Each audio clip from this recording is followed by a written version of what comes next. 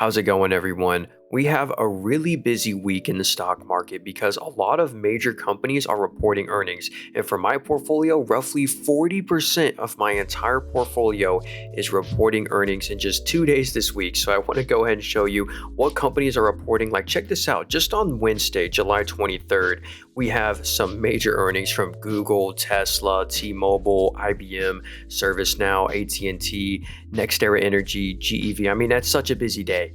And then the next day, we have my largest holding actually report earnings, Comfort Systems. But anyway, I want to show you what are some of the more important companies that are reporting earnings. And the stocks that I'm going to go over are the ones that are reporting earnings that I actually own. So I own some Google, I own T-Mobile, and some other companies that are down here as well that are reporting earnings, like United Rentals, Amphenol, a huge chunk of my portfolio. It's really crazy. So if you like this kind of stuff, please drop a like on the video. I'd really appreciate that. And we'll kind of start up here with Google, man. This is such a great company, and I'm really bullish going into earnings. They have had a really great month here. I mean, look at this. And I will show you my position in the stock as well. If I go over here to my Robinhood account, yeah, we actually have 19 shares of Google. And look at that. They're up 2.4% on the day. They've had a great month, 14%. And we are up 17% on my position. I honestly think people are expecting Google to have some good earnings. That's kind of what the stock is pricing in right now. Plus, they have a pretty cheap valuation, a 21 PE. I mean, for a Mag 7 stock, that seems pretty fair. And check this out right here. We really want to see what happens to their margins again, because check this out.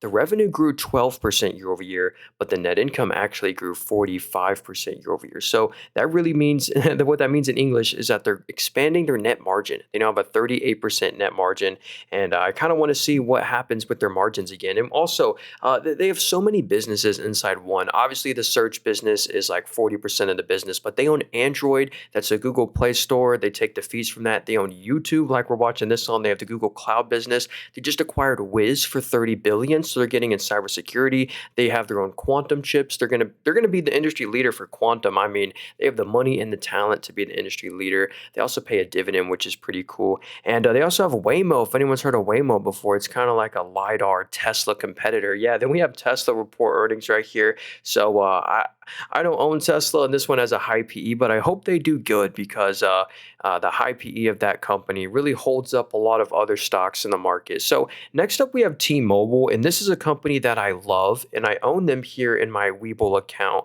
Let me find my position. I believe I'm down on them. Yeah, we're barely down on them. Yeah, we're down 0.4%. And I want to show you why I love this stock. I mean, they partner with Starlink, which is pretty cool to give people access to the internet no matter where you are in America. And they also have a nice dividend, a 1.5% dividend. The forward PE is a 21, so a really good forward PE on this company. But I'll keep this one simple because I know this is kind of a boring stock. But look at this net income right here. They're making roughly $3 billion of net income every quarter. So ridiculous net income. Same with cash flow, man. You can't make this up. They just had a record cash flow quarter. But anyway, they're making $3 billion of net income a quarter. And what is T-Mobile doing with that? Well, first off, their dividend, their 1.5% dividend only cost $1 billion. So dividend only cost $1 billion a quarter. So what are they doing with the rest of the money? They're spending significantly more money buying back their own stock than they're spending on their own dividend. Like, check this out, $2.5 billion in the most recent quarter, $5 billion the quarter before. If you kind of average it out, they're spending roughly $3 billion on buybacks a quarter, which is just incredible. So that's why I love T-Mobile. They can easily afford to do it too. So you're getting like a total shareholder return of roughly a 5%. They're buying back 3% plus of the company a year. So even though this one has had a lot of stock price appreciation, I think they're going to continue to win and continue to be a winner. So yeah, that's one I do own, and I'm bullish on earnings. I can't wait to see. This is another company that keeps growing their net margins. Like, check this out right here. Net income is up 24% year over year. Revenue's only up 6%. Or if I go to the net margin right here, look at that. They have a 15% net margin. Look at this. It used to be almost negative. It used to be single digits, in 2020. So they've just significantly increased the fundamentals here. So yeah, we can kind of see where the revenue comes from, all this stuff. But yeah, that's T-Mobile. Next up, we have IBM. This is another quantum player. I like them for the dividend right here. Check this out. 2.32% dividend, really nice. So even though the stock's done really good, they have a nice dividend. So I don't know about that one. I got to do more research on them, but I'll see how the earnings go. Oh yeah, and then T-Mobile, kind of a AT&T. This is a T-Mobile competitor, and this one's done surprisingly good since the Warner Bros. Discovery spinoff. I mean, this stock has just been up and to the right. So congrats to the people that held on to AT&T. Not one that I own. It's not too growthy, but this next stock right here is one that I do own in this portfolio right here. It's been one of my best performers. They're at a new all-time high today. No way. $104 a share. And I was loading the boat kind of in this March and April dip right here. My average cost is around $60, and they're just so growthy. I mean, if we just go to the revenue right here, it's up 47% year over year. I mean, incredible growth. And also, where's that coming from? Well, they're actually getting a lot of orders from NVIDIA. NVIDIA has this new NVLink spine product that literally uses 2 miles of copper cables inside this like little box, and they're ordering a lot of their copper cables from Amphenol. So that's where this growth is coming from. Their communication solutions revenue is up 43% year over year, but they also have some other businesses like their harsh environment solutions. Let's see how that's doing year over year. Look at that as well. It's up 39%. So a lot of growth here. It also still has a decent yield, a 0.6% dividend yield. What's cool is my dividend yield on cost is over 1%. So I'm getting over 1% dividend yield with that company. So yeah, I am curious to see what'll happen. I mean, we can see the expectations as well. I mean, they're constantly beating. They're expecting $5 billion of revenue. The EPS is expected to be at a record 0.67. What's it right now? Yeah, it's never been at a 0.67. So that's why the stock is appreciating so much. They're just expected to keep on hitting record profits. So that explains why the stock keeps on going up. Then we have Chipotle, which reports earnings, which is cool. And then we have United Rentals. This is a company that I love. They're doing all the right things right now, and I do own them as well. I actually have more money in United Rentals than like Meta and Google. Check this out. I have a $3,900 position in them. They've done really good recently. I'm up 26% all time on them, and they are down 2.4% on the day, but they've just had an incredible month. But let me do some analysis on this company for you that I think you'll really like. All right, so here's United Rentals right here. The PE is pretty fair. They're trading at a 19 times forward PE, and they have a near 1% dividend, which is pretty cool. So I feel like there's upside potential. Like, I wouldn't be shocked to see this one go to a 22 or a 23 PE before it gets like pretty crazily overvalued. So check this out. Their net income did fall 5% year over year, but they technically had a one-time adjustment. They tried to buy H&E equipment, and the merger didn't go through, and they had to pay a $60 million termination fee. But anyway, let's not give them the benefit of the doubt, though. Let's say on average, yeah, they're making like $650 million of net income a quarter. So let's just kind of go with that number, $650 million of net income every quarter. How much does their dividend cost? It only cost $118 million. So they actually have a lot of room to raise their dividend. And check this out. If we go to their cash on hand, they have like a record. It's on the left here. They have a record amount of cash, $542 million of cash. And that is after buying back their own stock as well. Check this out. This is an insanely share buyback friendly company. If you go to their total common shares outstanding, look on the very left. Right now, there's 65 million shares.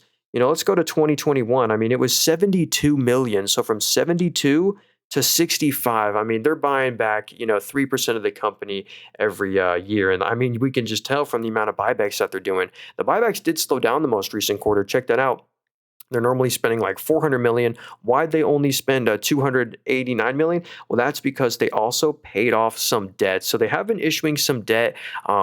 But now in the most recent quarter, they paid off $540 million of debt. So they have $560 million of cash after paying off this debt and doing the stock buyback. So that's what I love about them. Very shareholder-friendly company. I mean, the cash from operations is incredible. Yeah, like just to put this into perspective, look, the dividend cost on the top right, $1.79 every quarter. So $1.79 out of this EPS right here, they're nearly making $10 of EPS a quarter. The dividend only costs $1.79. And look at the free cash flow per share.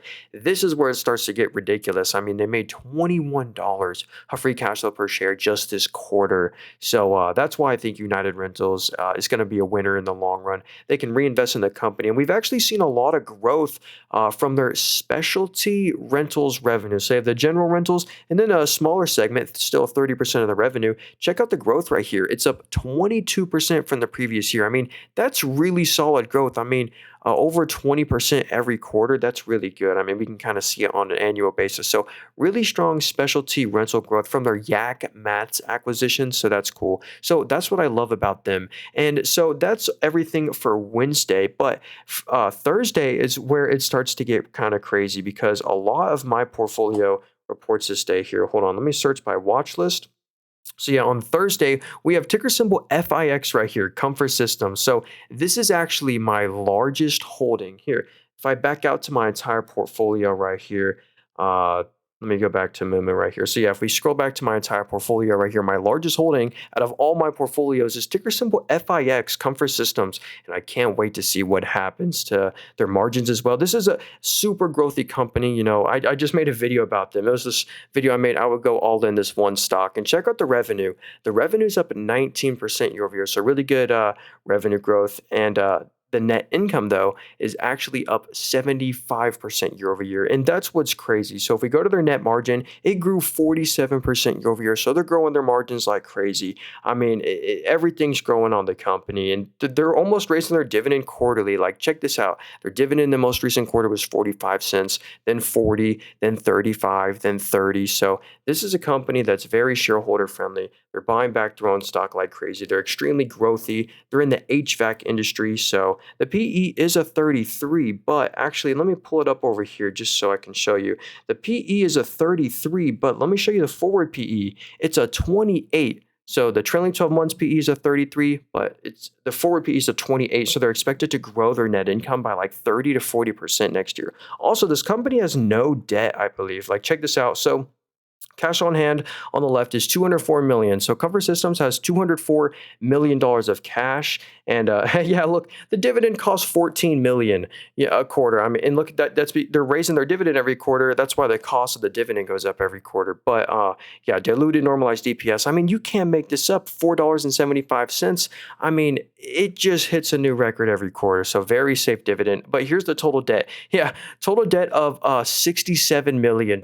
So pretty much call it no debt on the company. They could pay off all their debt in just one quarter. And also, they're doing a bit of buybacks as well. They just upped the buyback like crazy. They spent $91 million buying back their own stock just in the most recent quarter. So if you want to learn more about Comfort Systems and why I made that stock my largest holding, make sure to check out my previous video. I'll leave it linked up here. But also, one more stock that reports earnings this day that is a huge position of mine that I've been loading the boat on is ticker symbol COKE, Coca-Cola Consolidated. So as you can see, I've been DCAing, dollar cost averaging into this stock right here. I love the fundamentals here. They trade at a 6% earnings yield, 6% free cash flow yield. Yeah, look at the PE. The PE is a 17. This is the Coca-Cola bottling company. I don't know if you heard the news, but Trump wants to bring back the cane sugar inside Cokes. And I feel like a lot of people want to try the new Cokes. So I do like this one. Revenue did fall 0.7 and the net income did fall 37%, but there was kind of a one-time adjustment. They were saying,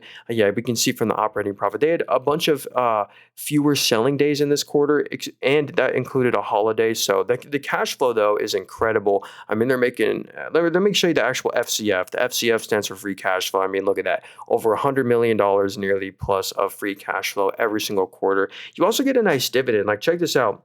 If you look at the dividend versus the payout ratio, they have a 0.5% dividend and only a 5% payout ratio. So remember that number, 0.5% dividend and a 5% payout ratio. That's crazy. When we compare that to Apple, look at Apple. They have a lower dividend, a 0.47% dividend, and 3 times the payout ratio. They have a 16% payout ratio. Obviously, we're not comparing apples to apples, Apple to Coca-Cola, but I mean, they're obviously in a whole different field, but I think that's really cool. It's kind of a dividend growth company. And they also bought back Coca-Cola Consolidated. Here's my position in them. I got 20 shares of them. Has bought back 7% of all the shares just in the past year. So they're also a share buyback friendly company, and they can easily afford it too. The buybacks, literally, they did that with just 1 year of free cash flow. I mean, and they have no net debt either. So I believe so. Coca-Cola Consolidated, that one I can't wait for. So yeah, those are my companies that report earnings. Let me know which stocks you were excited for in the comments, and I hope you have a great rest of your day. Please drop a like on the video for me. Again, none of this is financial advice. I'm just a college student. I'm not an expert. So see you in the next one.